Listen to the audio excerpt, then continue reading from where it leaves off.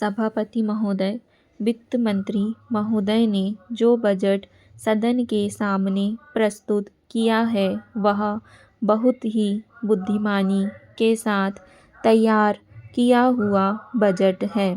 उन्होंने कोशिश यह की है कि अमीर और गरीब कोई भी कर से बच ना पाए, लेकिन उन्होंने उद्योगपतियों को थोड़ी सी छूट भी दी है। जो बड़े बड़े पूंजीपति लोग हैं उनको कर से कुछ मुक्त किया है, कुछ सुविधाएं दी हैं। मैं यह नहीं समझ पाया हूँ कि ऐसा उन्होंने क्यों किया है।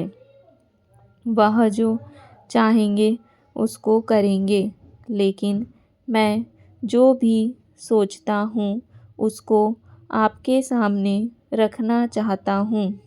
इस विषय पर 3-4 दिन से चर्चा हो रही है। मैंने उसको सुना है।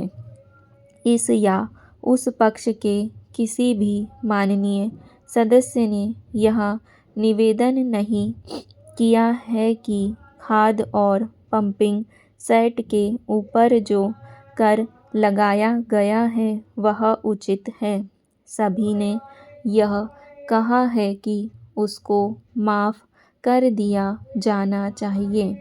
जब सारे सदन के लोग, सभी प्रतिनिधि एक आवाज़ से कहते हैं कि खाद और पंपिंग सेट के ऊपर कर ना लगाया जाए, तो मैं समझता हूँ कि उनको इस बात को मान लेना चाहिए।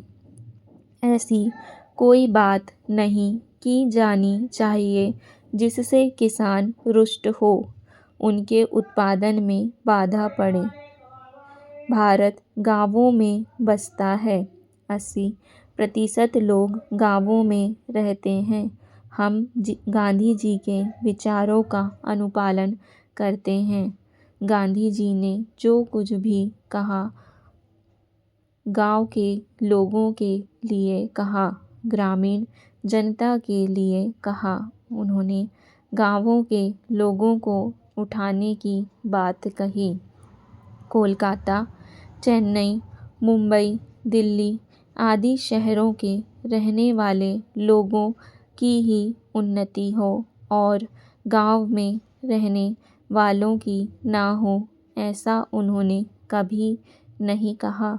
वित्त मंत्री महोदय भी गांधी जी का शिष्य अपने आप को कहते हैं और उनका रूप अपने रूप में देखते हैं, और वह हैं भी।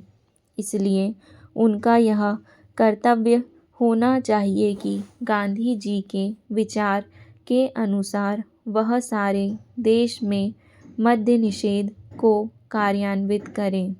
चूँकि हमारा कृषि प्रधान देश है, इसलिए वह पशुधन को बढ़ाएं, उन्नति की व्यवस्था करें और सारे देश में गौवध को बंद कर दें। सरकार ने यह संकल्प लिया है कि हिंदुस्तान में समाजवादी समाज और लोक कल्याणकारी राज्य की स्थापना की जाएगी। इस समय देश में आर्थिक विषमता अधिक है। सभापति महोदय, एक व्यक्ति की आमदनी 3-4 आने और दूसरे की 10-20 हजार रुपए है। अगर वित्त मंत्री महोदय इस विषमता को दूर नहीं करेंगे तो समाजवाद का नारा बिल्कुल कोरा और कागजी सिद्ध होगा।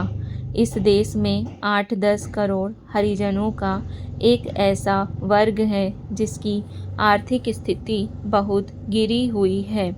इस बजट में उनकी उन्नति और कल्याण की योजनाओं का समावेश होना चाहिए। वित्त मंत्री ने 1500 करोड़ रुपए के जो कर लगाए हैं उनसे देश के आम आदमियों की हालत खराब हो गई है। मुझे इस बात की बड़ी प्रसन्नता है कि योजना के अंतर्गत देश में विकास कार्य हो रहा है और अब हम इस दिशा में जो कुछ कर पाए हैं वह प्रशंसनीय है। लेकिन मुझे दुख के साथ कहना पड़ रहा है कि जहां कृषि के क्षेत्र में उत्पादन बढ़ रहा है, उद्योग के क्षेत्र में उत्पादन बढ़ रहा है, देश की संपत्ति बढ़ रही है, हर आदमी की औसत आय भी बढ़ रही है, फिर भी हमारे यहाँ की पुरानी गरीबी बिल्कुल नहीं हटी है। मैं समझता हूँ कि यह सदन इसके लिए और सरकार के लिए विचार करने का विषय है कि क्या कारण है कि जब हम 55 वर्ष के से अपने देश की गाढ़ी कमाई का रुपया दूसरे देशों से कर्ज लेकर बड़ी बड़ी रकमें देश के विकास के लिए खर्च कर रहे हैं और देश में धन भी पैदा हो रहा है, तब भी देश में जो लोग गरीब हैं उनकी गरीबी दूर नहीं हो पा रही है। क्या यह आश्चर्य की बात नहीं है? मैं समझता हूँ कि इस पर विचार किया जाए। यह ठीक है कि हम समाजवाद के रास्ते पर जा रहे हैं, लेकिन समाजवाद के रास्ते पर ठीक ठीक चलें तो भी हम यह अनुमान नहीं लगा पाते कि कितने वर्षों में हमारे देश की गरीबी दूर होगी। यह ठीक है कि हम योजना के तरीके पर काम कर रहे हैं, लेकिन इस बात को देखने की आवश्यकता अब पैदा हो गई है कि देश में जो धन पैदा होता है वह कहाँ जाता है। इतनी प्रगति होने पर भी हम देखते हैं कि गरीबी दूर नहीं हो पा रही है। गरीबों को खाने के लिए अन्न नहीं मिलता, पहनने के लिए कपड़ा नहीं मिलता। इसका क्या कारण है? यह गंभीरतापूर्वक सोचने की बात है।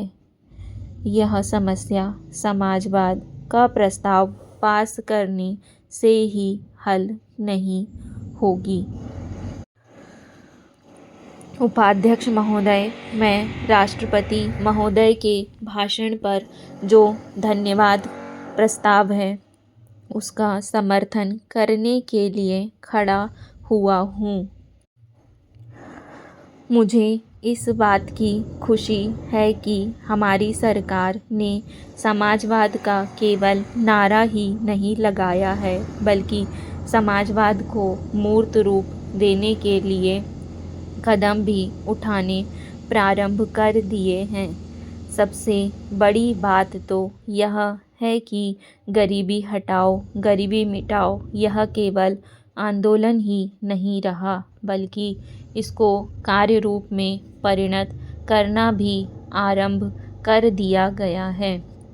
इसके लिए मैं अपने प्रधानमंत्री को जितना भी धन्यवाद दूं वह थोड़ा ही है। मुझे आपसे यह भी कहने का साहस हो रहा है कि सरकार ने इस समय हमारे पहाड़ी क्षेत्रों को पूर्ण राज्य का दर्जा दे दिया है। आज तक तो वे बिल्कुल पिछड़े हुए थे।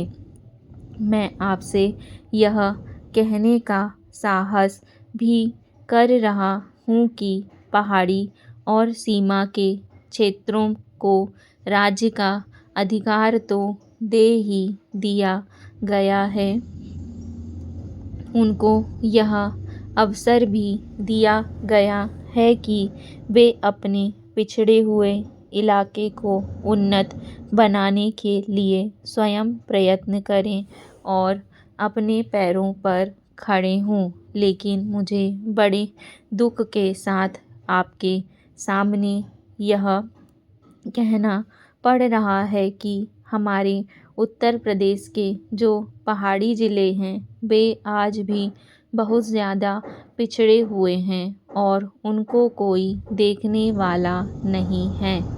स्टॉप।